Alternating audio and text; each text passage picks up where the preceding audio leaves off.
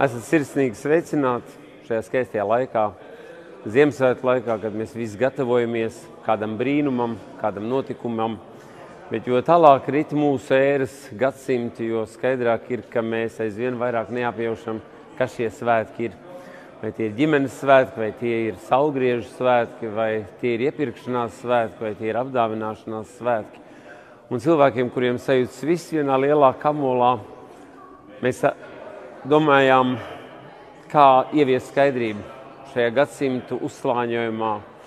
Un tad izdomājām, ka vislabākais veids, kā runāt, būtu caur mūziku, caur dziesmotiem stāstiem, uz kuriem mēs jūs aicinām VF Kultūras pilī 23. decembrī 17.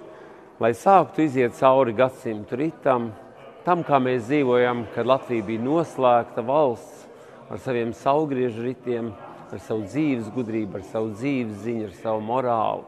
Lai tad mēs visi pastītos, kā Latvija mainās, kad Latvijā parādās dievnam, kad sāks herhūtiešu laiks, kad mēs izējam jau Baltijas telpā ar savu kristīgo ticību vai kristīgo pārliecību un beidzot nonākam līdz šodienai, līdz Amerikai, līdz Holivudai, kur Jēzus Kristus tēls jau tiek pacelts gandrīz vai šovu biznesa līmenī.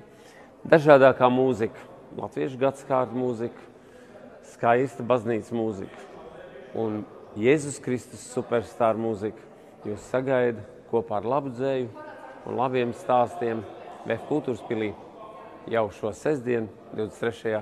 decembrī. Uz tikšanos!